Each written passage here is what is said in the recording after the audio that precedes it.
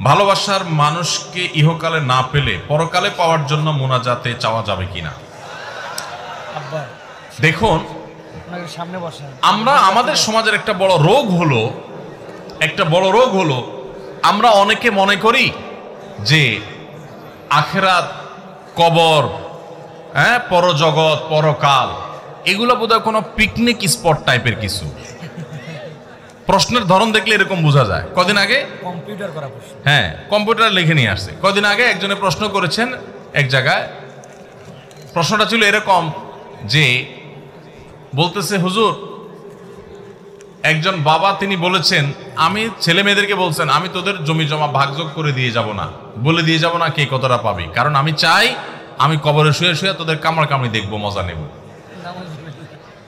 তো আমি প্রশ্ন উত্তরে বললাম, যেই চাচা এই কথা বলছেন, যে বাপ এই কথা বলছেন, এই বাপও ঠিক এরকম, উনি মনে করছেন কবরটা বোধহয় কোনো রেস্তোরাঁ টাইপ কিছু মনে হয়, এটা বোধহয় খুব পিকনিক স্পট টাইপ কিছু, এটা মজা নেবেন তিনি, দোলের উপরে থাকবেন সেই চিন্তা নাই, উনি ওখানে বসে বসে মজা দেখার চিন্তা করতেছেন।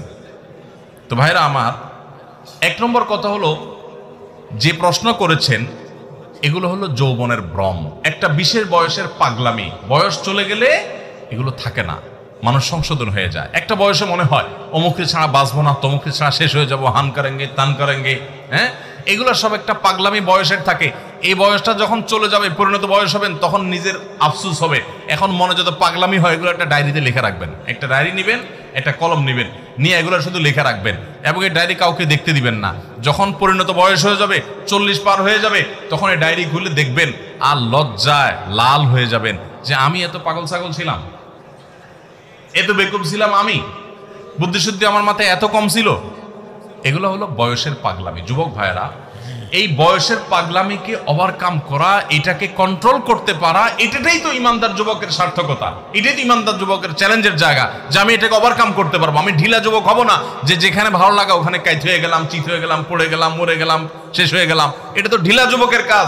আর টাইট যুবকের কাজ, আত্মনিয়ন্ত্রণকারী যুবকের কাজ, আত্মশাসনকারী যুবকের কাজ, নিজের প্রতি নিজের কন্ট্রোলিং পাওয়ার আছে, সেই রকম মুসলিম যুবকের কাজ হলো যে ভালো লাগলে আমি সেখানে কাত হয়ে যাব না। এই যে রমজানের রোজা আমাদেরকে শিখায়, পিপাসা আছে, পানিও আছে, আমি পান করছি না, আমার লাগবে দেখি আমি সেটা করব না, কারণ আল্লাহ নিষেধ আছে, হারাম করেছেন আল্লাহ তাআলা, সো আমি সেদিক যাব না।